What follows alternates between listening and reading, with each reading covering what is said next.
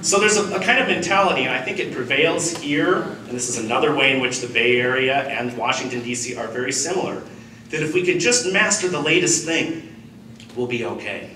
And whether that's in our classrooms or in our political communication, I think that's a short-sighted view.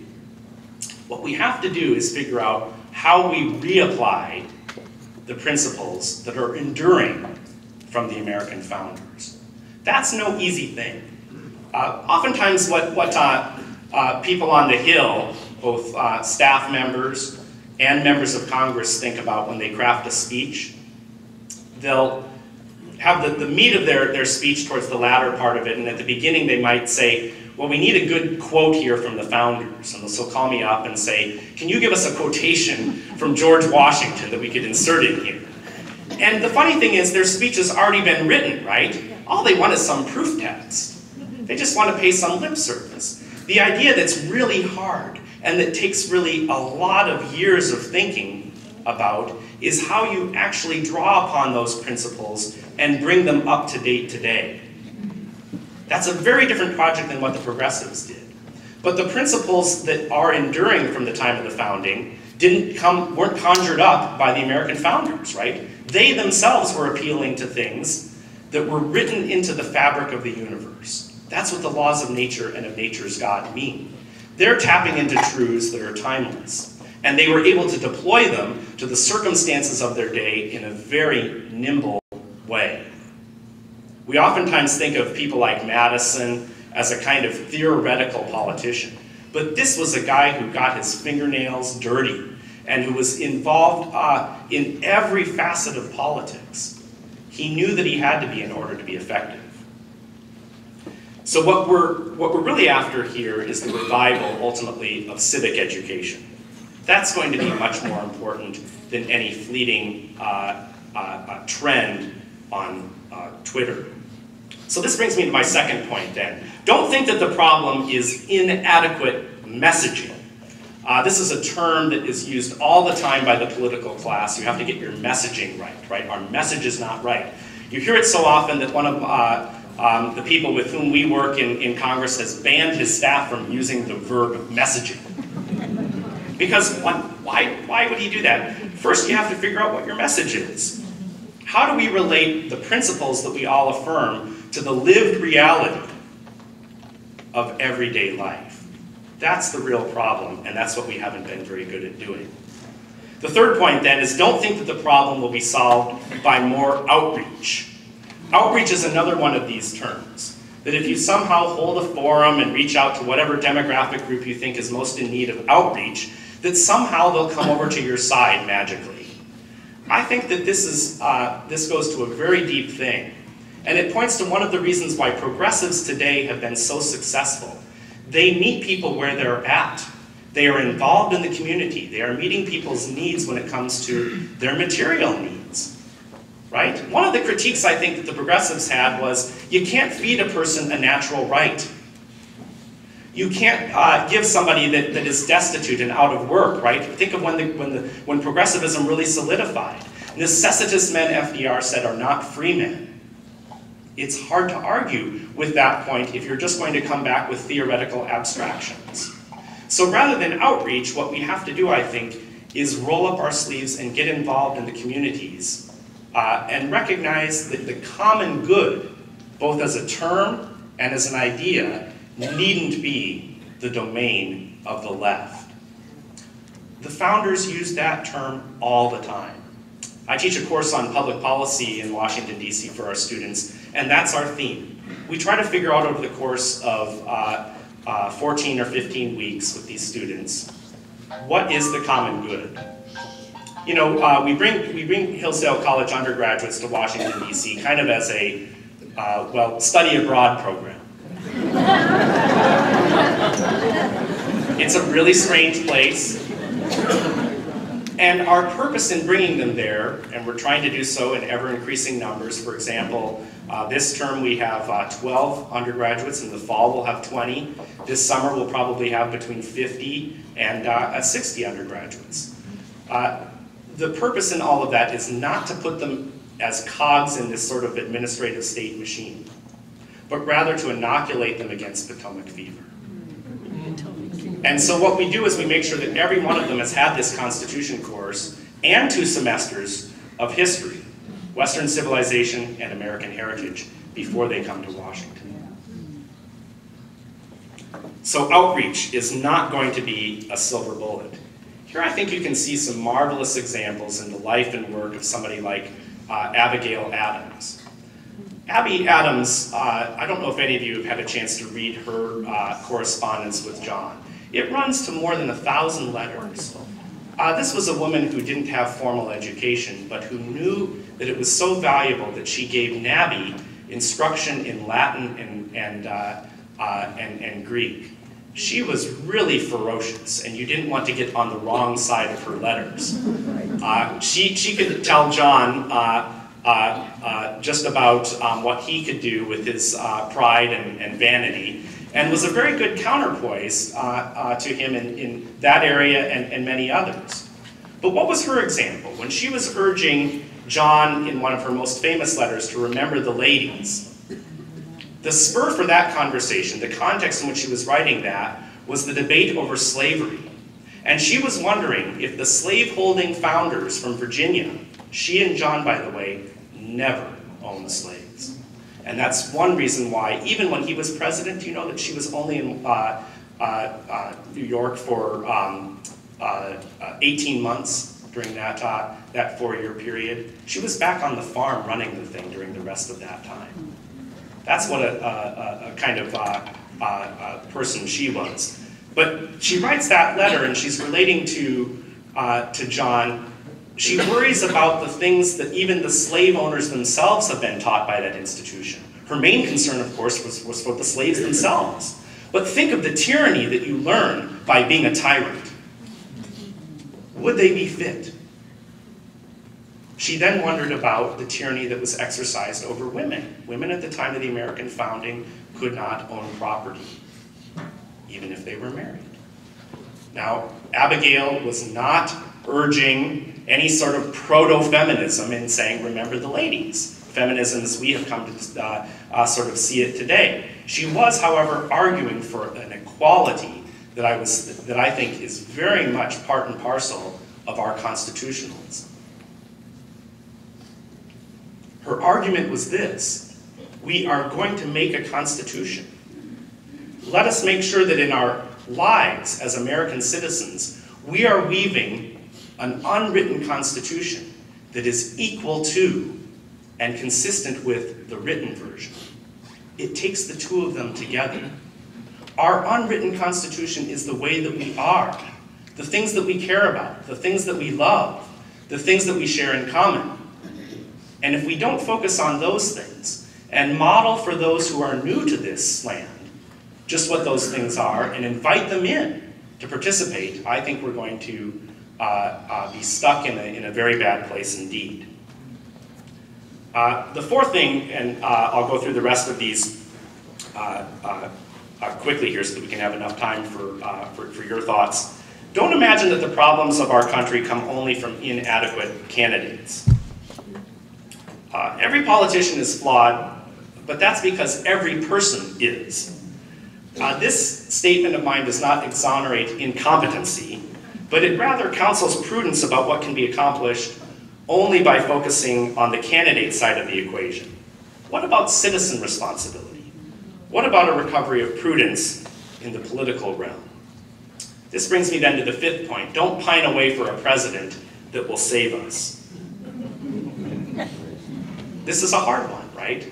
And it certainly is, with our form of government, a major disadvantage if the people that you want to be in power are not in power, particularly helming the executive branch. One of the things that George Washington, when he was presiding over the Constitutional Convention, you know, imagine that moment that he arrives, right? He comes into town early. The reason that George Washington is early to arrive in Philadelphia is because James Madison had been a very effective lobbyist and had hit him with letter after letter and visit after visit to Mount Vernon saying, General, if you're not there, we might not pull this thing off. Washington didn't know if he should show up. What if it turned out like Annapolis 8 months before? In Annapolis, they didn't have a quorum, couldn't have a meeting, and it dissolved into chaos. Why would he put his reputation on the line? He did. He showed up early. He showed up a few days after James Madison, who was, as usual, the most punctual and punctilious founder. And when he came into town, he was met with cannons being fired, church bells ringing. Everybody knew that if they created a constitution that had a single executive, that that man would occupy that office. And yet he didn't act as if that was his presumption. He was elected president of the convention, but he sat there silent until the end. He could have intervened, he could have spoken a lot, he could have demagogued, he could have probably not quite dissolved the thing and taken over, but he could have caused a lot of havoc, just like we've seen in dictatorial regimes time after time after time. Washington shows up early at the behest of Madison, and for 9 long days, they're basically, along with a couple of their Virginia colleagues, the only people that are there. George Washington stuck around. He didn't hightail it out of there, angry at Madison. What Madison did is went to work, and he held meetings in the afternoons. And they figured out the Virginia plan, which was the way that they were going to jettison the Articles of Confederation and get the document that they eventually could proclaim a more perfect union. So that's how Madison worked. But a couple of days after the convention finally started, George Washington wrote a friend of his, and he said this, that whatever they were going to create there, whatever foundation they were going to lay, the edifice was going to have to be built by what he called the community at large. I think that's really a remarkable demonstration of a kind of humility. That he's saying that what they're going to be doing is important, to be sure, and we know that it all was, but the onus of the work is still on us. So even if a president, your ideal candidate, who might ever it be, is propelled into office, it's not going to take away any of the hard work that's going to have to happen. In fact, that's just the starting point. So, a president cannot single-handedly rescue us. Statesmanship matters, and that's why Hillsdale teaches that thing. You know, in the American Political Science Association, of which I'm a member, there are 60 subfields or 60 areas that political scientists study. Not one of them has the word statesmanship in it. It's kind of looked at as passé, you know, kind of an odd or a term that doesn't really have any meaning. Margaret Thatcher was asked on our campus once, what's the difference between a politician and a statesman? She responded, a statesman is a dead politician. So we're trying to revive that idea. And our graduate school of statesmanship is not a finishing school for statesmen or stateswomen. You can't sort of put it down in a formula. But what you can do is ask young people who are interested in public service to reflect upon those who were the most extraordinary statesmen, who exemplified that humility that is so rarely combined with greatness of soul, or what the ancients called magnanimity.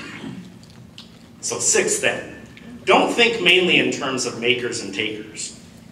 I think there is a very important way in which this kind of analysis helps us make sense of our current political predicament. But at the end of the day, it doesn't explain everything, nor does it give us a sort of way out of the problem in and of itself. This, I think, counsels us again to look to that idea of the common good. How can we help those who truly need help? How can we help them without setting up the kind of welfare state that we've seen now? It really means a kind of revival of civil society. And I think one of the most exciting things that we see when we travel around at the college is to see how many people are truly making an extraordinary difference in their communities. One thing that I'll point to are charter schools in particular. When I was doing work with the Hoogland Center for Teacher Excellence, we did have a number of forums out here in California. We worked with the San Bernardino Public Schools. We worked with charter schools in the Los Angeles area. We now are in the process as a college of establishing a large number of charter schools across the country. Hillsdale does not hold the charter, but we help empower groups of parents and teachers who are going to start the charter and give them some curriculum guides. And we hope if the students that we graduate from the place are worthy of being hired as teachers, that they can be hired as faculty as these schools are founded. So there's a lot of things that are happening in civil society that I think are worth celebrating and can take our eyes off some of the things that preoccupy us on the negative side. The last thing that I'll conclude with is never suppose that the best way to move forward will be by starting over after a calamity.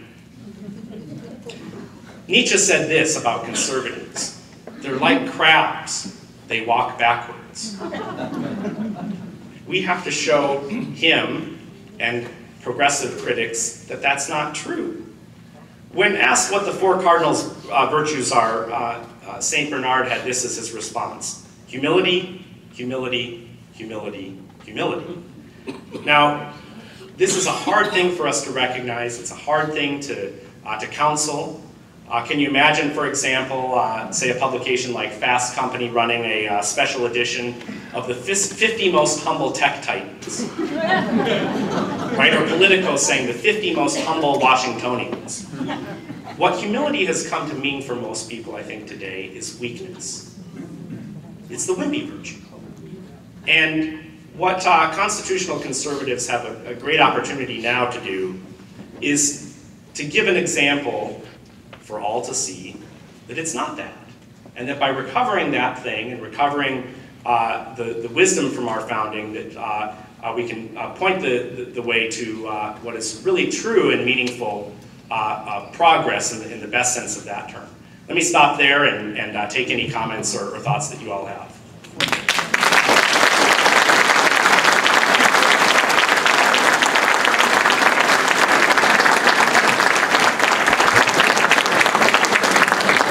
As you may recall, we're going to have our question and answer period starting with the ushers going up and down the aisles with cards.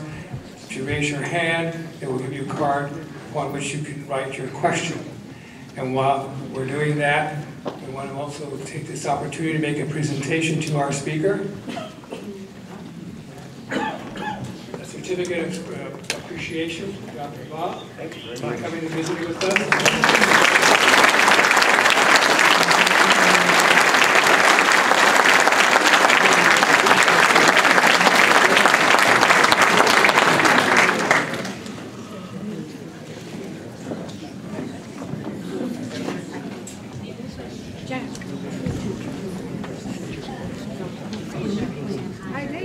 Are you ready for questions, Jerry? Yes? Okay. We have had many speakers, including yourself, who have highlighted the problems we face and have even provided some solutions. Given today's political environment, how likely is it that we will return to a country governed by liberty and the Constitution? I think it's highly likely. I think that there is a sense throughout the country, yet very strong. It may not be in Washington, D.C., it may not be in the corridors of power here, but most Americans still love their country. They don't know exactly why. And we have to help explain that to them. You know, one of the leading founders was a man by the name of James Wilson. And he said that the object of